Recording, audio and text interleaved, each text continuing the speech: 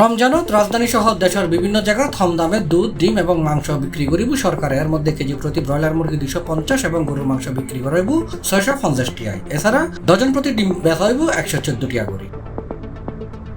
ফেব্রুয়ারি 17 তারিখ সোমবার মন্ত্রণালয়ের সম্মেলন কক্ষত আসন্ন রমজান মাসে কর্তৃক গৃহীত কার্যক্রম এবং বিগত 6 মাসের মন্ত্রণালয়ের হাজার অগ্রগতি বিষয়ে সংবাদ সম্মেলনত মৎস্য ও প্রাণী সম্পদ উপদেষ্টা ফরিদা আক্তার এহতা হই।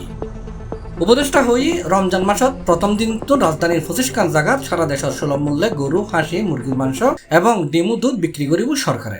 আগামী 28 ফেব্রুয়ারি সকালতুন দক্ষিণ বারিদার আবাসিক এলাকা মিরুল Badda Siraj Mia Memorial model school প্রাঙ্গণত রোজারের সামনে রাখি এই কার্যক্রমের উদ্বোধন করাইব বলে জানাই মৎস্য ও প্রাণী সম্পদ উপদেষ্টা। তিনি আরো হই রমজান মাসত মাছ, মাংস, ডিম, দুধ ইত্যাদি সরবরাহ এবং মূল্য স্থিতিশীল রাখিবার লাই 31 রমজান পর্যন্ত ঢাকা শহরত ব্রেস্ট ব্রয়লার, ডিম, পাস্তুরিত দুধ, গরুর মাংস এবং সারা দেশত ব্রয়লার, ডিম, পাস্তুরিত দুধ, গরুর মাংস, হাঁসির মাংস সুলভ মূল্যে ভ্রাম্যমাণ বিক্রয় কার্যক্রম পরিচালনা করা হয়। উপদেষ্টা আরো হয়ে প্রাণী সম্পদ অধিদপ্তর আয়োজনে রাজধানী ছাড়াও দেশব্যাপী জেলা প্রশাসন ও জেলা প্রাণী সম্পদ কর্মকর্তার সমন্বয়ে রোজার মাসত বিক্রির উদ্যোগ লওয়া হয়ে জেলা প্রাণী সম্পদ কর্মকর্তার উপস্থিতিতে প্রান্তিক খামারি হলরে সম্পৃক্ত করে বিপণন কার্যক্রম বাস্তবায়নের নির্দেশনা দেওয়া হয়। জেলা প্রশাসনও ঠিক করে দেওয়া নির্ধারিত জায়গাত এই কার্যক্রম পরিচালনা করা হয়।